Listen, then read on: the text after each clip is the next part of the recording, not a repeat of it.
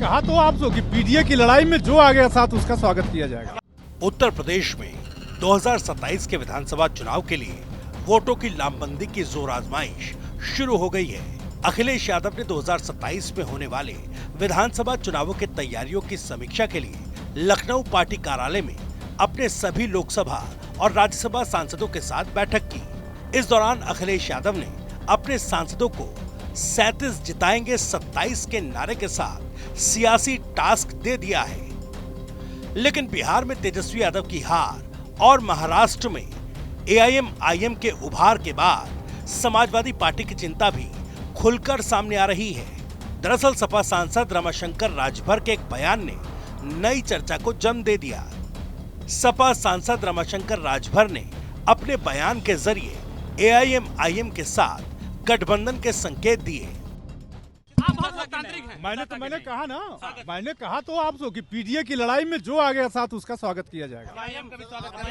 Bharatiya Janata party को Samajwadi party और India गठबंधन हरा रहा है। यानी चर्चा हो रही है। 27 के प्रत्याशियों के लिए क्या कुछ स्वागत है? रणनीति बन चुकी है। बहुत जल्दी आप लोगों के सामने खुलासा हो जाएगा। रमाशंकर राजभर के इस बयान को एआईएमआईएम की ओर से सीधा जवाब दिया गया। पार्टी के राष्ट्रीय प्रवक्ता असीम वकार ने सपा की मंशा पर सवाल खड़े किए।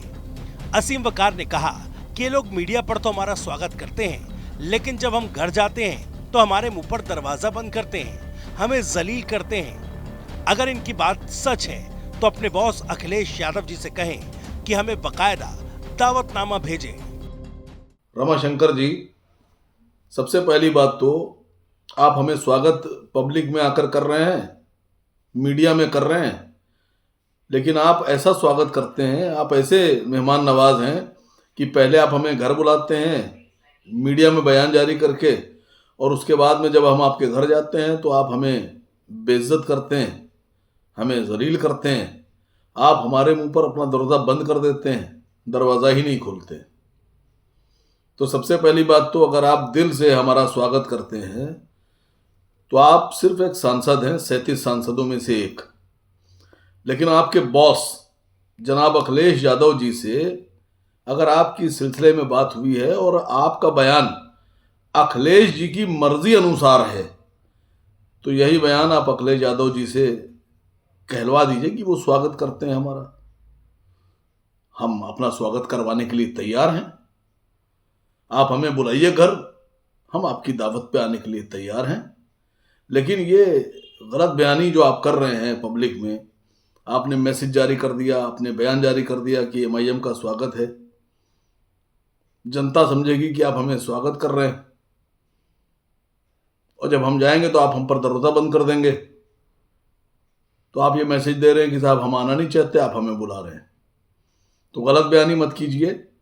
आपसे गुजारिश है कि अखिलेश यादव जी से एक असली वाला दावतनामा, स्वागतनामा आप जारी कराइए, तब हम आपके बारे में सोचते हैं। अखिलेश यादव 2027 के विधानसभा चुनाव को लेकर हर संभावित खतरे को भांपने में जुटे हैं। इसी कड़ी में महाराष्ट्र के निकाय चुनावों में एआईएमआईएम ने जिस तरह सपा के पारंपरिक मुस्लिम वोट बैंक में सेंध लगाई, उससे सपा की बेचैनी और बढ़ गई है। राजनीतिक जानकारों की माने तो सपा को डर है कि अगर एआईएमआईएम अलग अलग सीटों पर मजबूती के साथ यूपी में उतरी तो मुस्लिम वोट बैंक बिखर सकता है और इसका सीधा फायदा बीजेपी को मिल सकता है। यही वजह है कि सपा अब खुलकर ना सही लेकिन दबी जुबान में एआईएमआईएम को साथ लाने की बात करने लगी है। सवाल ये है कि अपने सांसदों को दिए मिशन और 37 जिताएंगे 27 वाले नारे के बाद सपा को हैदराबाद वाले भाईजान क्यों याद आ रहे हैं? क्या ये चुनावी मजबूरी है या 2027 के लिए समाजवादी पार्टी का बड़ा डर?